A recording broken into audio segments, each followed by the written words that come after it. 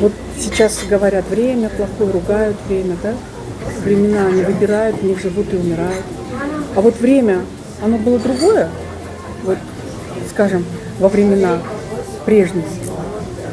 Знаешь, Лена, сейчас очень трудно говорить о времени, потому что время и пространство очень изменились. Я думаю, что вообще Богом каждому человеку дано свое время, свое пространство, своя жизнь, свой какой-то временной промежуток, который он должен прожить и быть благодарен Богу за него, и быть счастливым. Мне казалось, вся моя жизнь казалась очень счастливой всегда, начиная с детства, со студенчества, с карьеры, время с родителями, с семьей моей. Все время казалось очень счастливой. Это время счастливым. Но в какой-то период, оказывается, случаются вещи, которые ты сейчас уже на глобальном уровне, на которые ты не реагировать не можешь. У меня такой вообще принцип, кредо в жизни: на то, что ты не можешь изменить, не реагируй. Смотри со стороны, наблюдай, как созерцай. Но уже и созерцать как-то сложно, потому что настолько все пубертатное такое, настолько все меняющееся, даже где-то опасное, что ты реагировать не можешь. А реагировать – это значит убивать в себе ту энергию, которую я сберегаю и хочу сохранить ее как позитивную, и которой я наслаждаюсь. Я для себя выбираю свое пространство, своих друзей, свой круг знакомых, своих любимых, с которыми я общаюсь, да, подруг, давнишних своих столетних друзей уже, своих бывших коллег.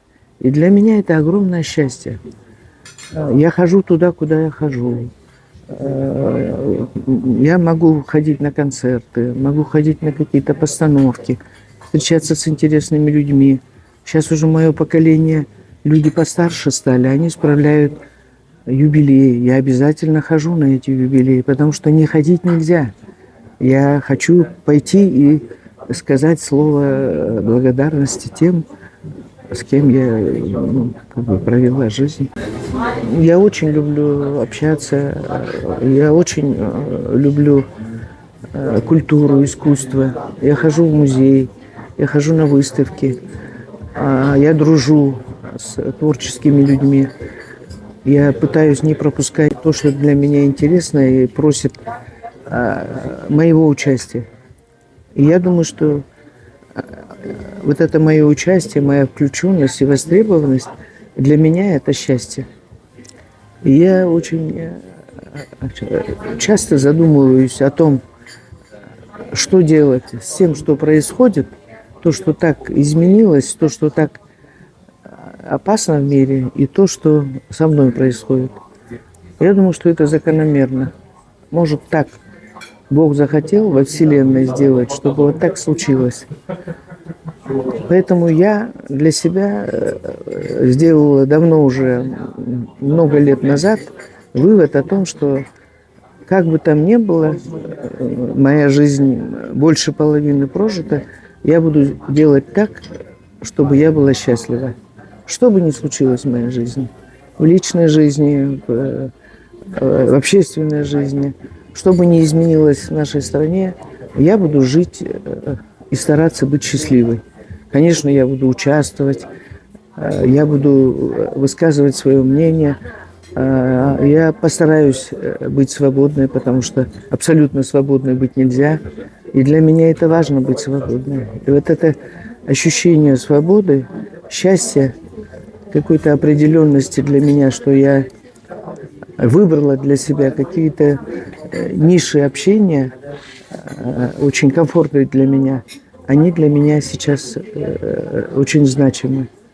И я очень счастлива, что я в таком, не могу сказать, комфорте живу, но я живу в таком измерении. Я его сама выбрала, и оно мне нравится. И я могу себя считать счастливой, что я выбрала это измерение. Может, оно сложное, неопределенное, может, где-то я отошла от чего-то, и не совсем важен мой вклад, который я могла бы сделать как личность, как персона, как взрослый человек.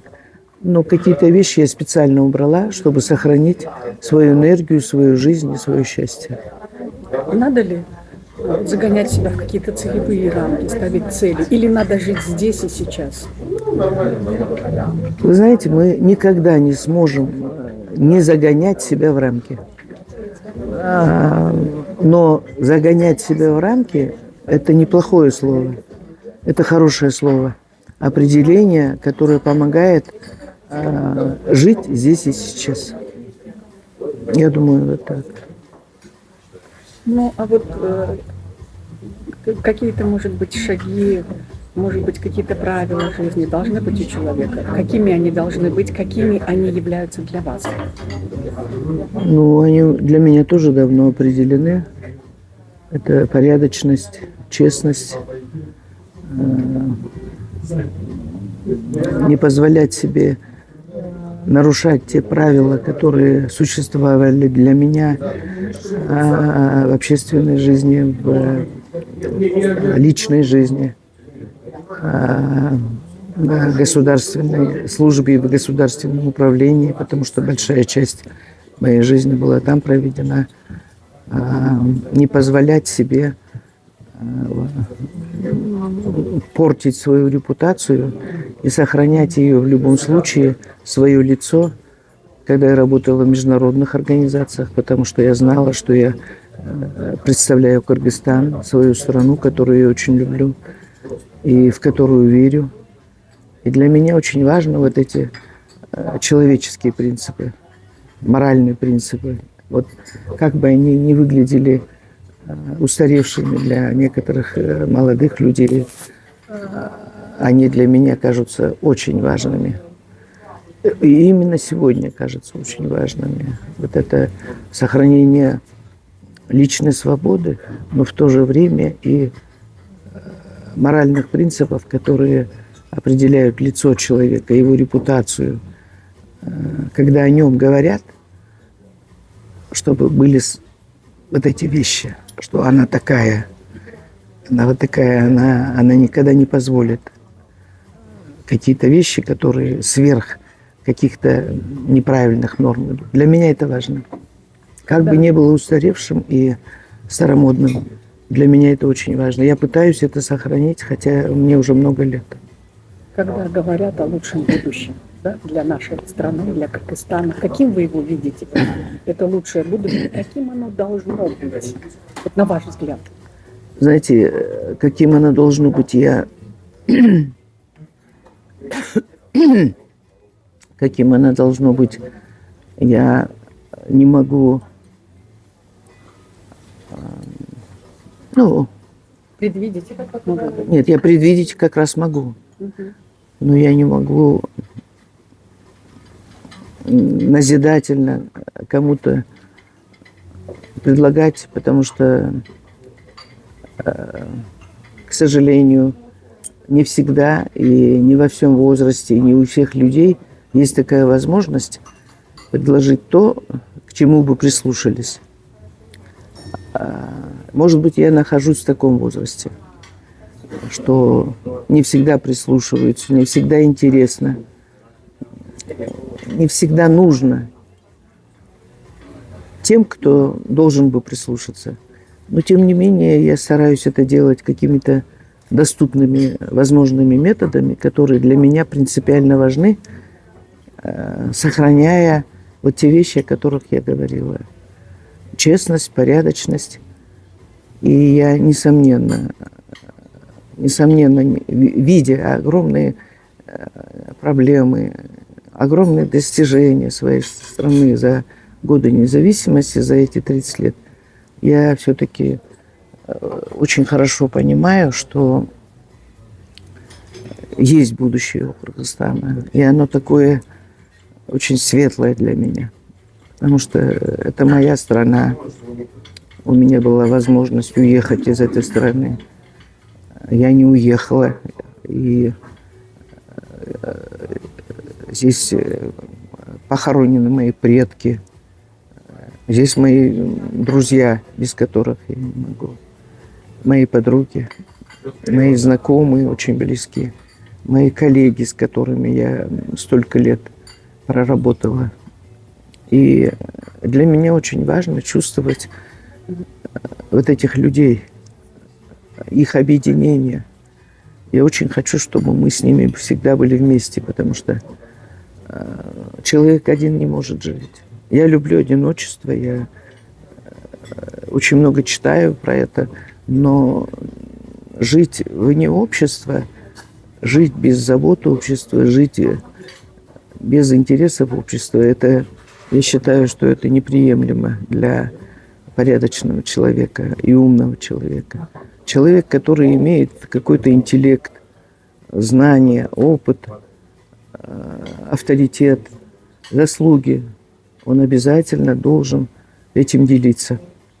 И если он это не будет делать, он тогда враг своей стране, своим окружающим, и особенно молодому поколению, потому что, может быть, не всегда то, что мы знаем, умеем, можем, не нужно поколению молодому, но оно необходимо, знаете, каким-то правилам, по которым выстраивается государство, общество, выстраивается система госуправления, система взаимоотношений в обществе. Знаете, в таком высоком смысле, интеллектуальном смысле. И здесь очень много составляющих. И я думаю, что без этого тоже нельзя.